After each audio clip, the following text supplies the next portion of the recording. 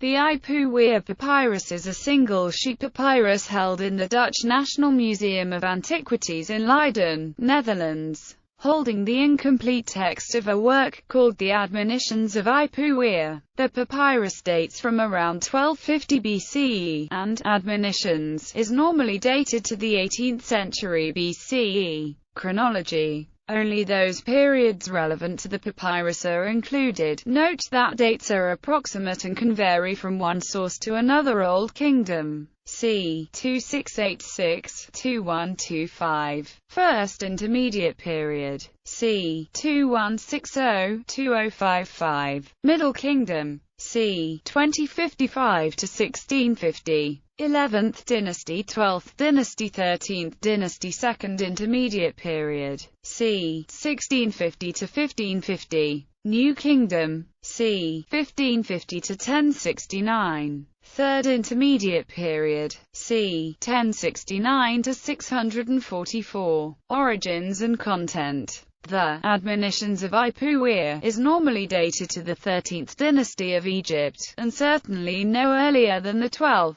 It has long been assumed that the poem presents a portrait of Egypt in the first intermediate period, but there is no compelling reason to support this idea. Ipuwer is not, in any case, a reliable guide to early Egyptian history, given that it is known only from a much later New Kingdom text preserved on a single fragmentary papyrus dating from around 1250 BCE. In the poem, Ipuwer complains that the world has been turned upside down. A woman who had not a single box now has furniture. A girl who looked at her face in the water now owns a mirror. He demands that the Lord of all should destroy his enemies and remember his religious duties. This is followed by a violent description of disorder, then a passage describing better days, and finally by the reply of the Lord of all. The Admonitions is the world's earliest known treatise on political ethics, suggesting that a good king is one who controls unjust officials,